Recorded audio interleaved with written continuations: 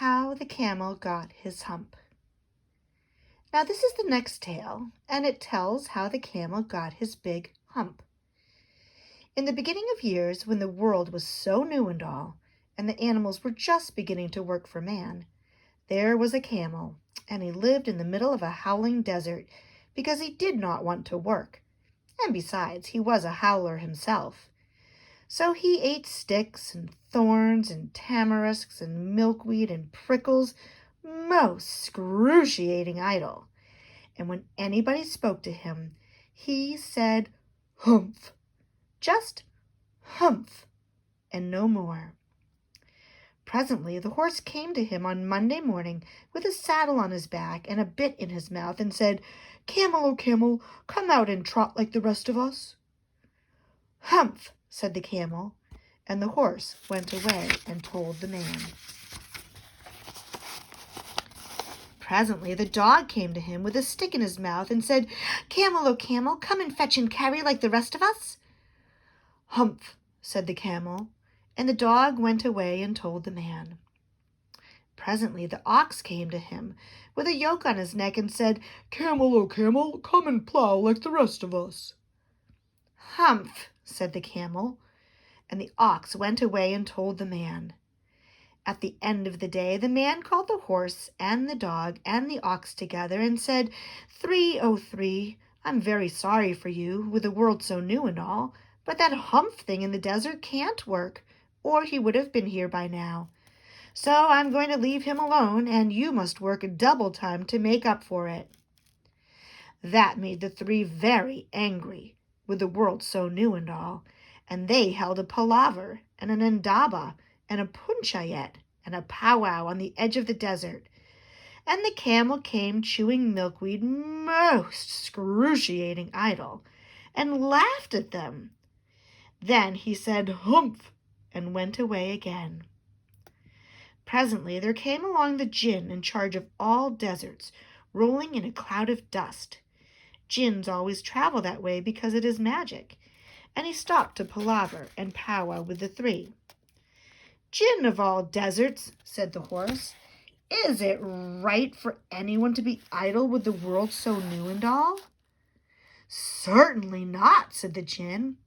"Well," said the horse, "there's a thing in the middle of your howling desert, and he's a howler himself, with a long neck and long legs, and he hasn't done a stroke of work since Monday morning. He won't trot." "Whew," said the djinn, whistling. "That's my camel for all the gold in Arabia. What does he say about it?" "He says humph," said the dog, "and he won't fetch and carry." "Does he say anything else?" "Only humph, and he won't plow," said the ox. "Very good," said the djinn. "I'll humph him if you will kindly wait a minute." The djinn rolled himself up in his dust cloak and took a bearing across the desert, and found the camel most excruciatingly idle, looking at his own reflection in a pool of water. "My long and bubbling friend," said the djinn, "what's this I hear of your doing no work with the world so new and all?" "Humph," said the camel. The djinn sat down with his chin in his hand and began to think a great magic, while the camel looked at his own reflection in the pool of water.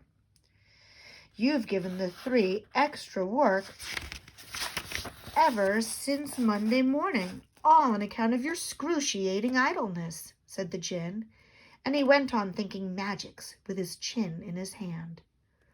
"Humph," said the camel.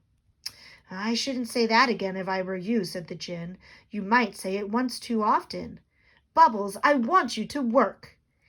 And the camel said humph again, but no sooner had he said it than he saw his back that he was so proud of, puffing up and puffing up into a great big lolloping humph. "Do you see that?" said the djinn.